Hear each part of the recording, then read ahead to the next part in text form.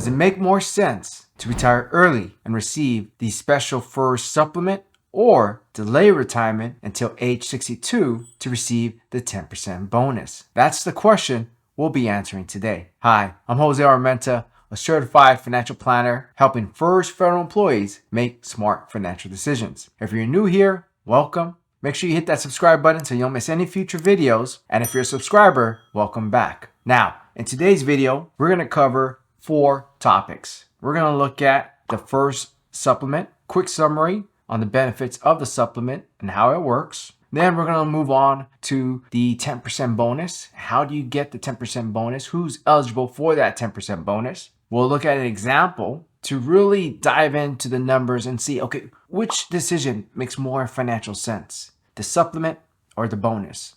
And then lastly, we're going to cover the special conditions for special category employees. So it's going to be a great video. Make sure you watch it all the way to the end. Okay, let's get started. So the FERS supplement, who's eligible for it? Well, you have to retire before age 62 with an immediate retirement. So before age 62 is the big one, and an immediate retirement is the other big one. So if you retire before age 62 and you retire under an immediate retirement option, then you'll be eligible for the FERS supplement, which is meant to supplement Social Security. Now, it's not paid out by Social Security, it's paid out by OPM, but the amount is derived from your Social Security benefits, or your estimated Social Security benefits, okay? Now, one thing to keep in mind is, similar to your FERS pension, it is taxable income. Also, there are no cost of living adjustments, okay? It does not increase with inflation. It's a fixed amount, and it stays that way until age 62, at which point it stops. So whenever you retire until age 62, that's how long you'll receive this benefit. So that's the supplement in a nutshell. If I have another video, we cover maybe a bit more in depth. So if you want to dive into that a bit more, I'll put a link down below for that video. Now, moving on to the 10% bonus. How do you become eligible for this 10% bonus? Now, the way this 10% bonus works is that it increases what's called the pension multiplier. So for those of you who don't know, the way your pension is calculated is by taking your high 3 multiplied by your years of service and then a pension multiplier. Now, for most folks, that pension multiplier is 1%. But if you retire at age 62 or later and have at least 20 years of service, you are eligible for what we call the 10% bonus. So your pension multiplier increases by 10%,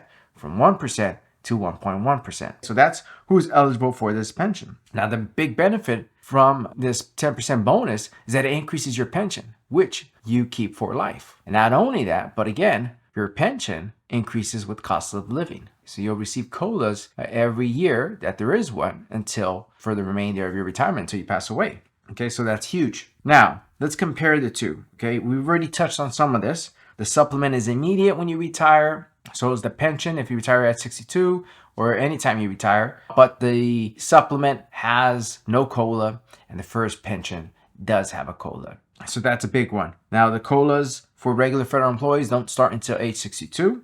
So it's something to keep in mind. Now, let's look at an example.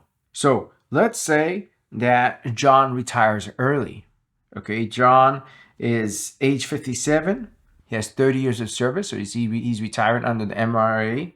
At his MRA with 30 years of service. So he's eligible for that immediate retirement. His high 3 is 100,000. We're going to keep the numbers simple here. So his pension multiplier is 1%. Pension multiplier is 1%. So he's going to receive 30% of his high 3. So he's going to get $30,000 a year, or $2,500 a month. Okay, that's his pension there. His supplement, for this example, we're going to say his supplement is $2,000 a month. Okay, now remember, your supplement, the amount that you receive is derived from your estimated Social Security amount. But for this example, we'll say it's $2,000 a month, which is about average from my experience with federal employees. So that $2,000 a month over 12 months gives us $24,000. We multiply that by the years he'll have that, so from 57 to 62, and that gives us $120,000 worth of supplement benefit. Remember, your supplement will end at age 62. So for this example, John is going to receive $120,000 of benefit by retiring early and receiving the FERS supplement. Now, let's compare that to the financial benefit if he was to delay retirement and receive that 10% bonus. Now, for this example, we're only focusing on the FERS pension, the benefit from the FERS supplement, and the additional benefit from that 10% bonus. Other factors, whether John got a job, investment returns, all of that. We're leaving that out. We can make this a lot more complex, but we're going to keep it nice and simple. So now let's look at if John worked until age 62 and received that 10% bonus. So if he worked until age 62, he'd have 35 years of service, right? 5 more years of service. His pension multiplier would increase from 1% to 1.1%. His high 3, we're going to keep the same. Try to keep a fair comparison. And what we get is that his annual gross pension is $38,500 a year. Divide that by 12 to get his monthly benefit. We get $3,208 and some change. Now, what that amounts to is that John receives $8,500 more a year in his pension by delaying until age 62. So if he receives that increased pension, right?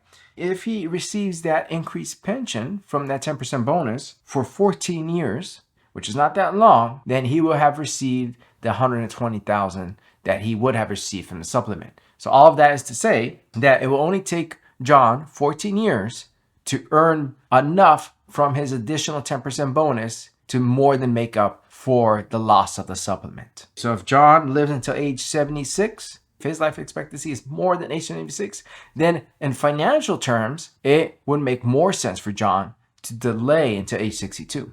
Now, on the other hand, if he had a short life expectancy below age 76, then it would make more sense for John to take that supplement and maybe retire early.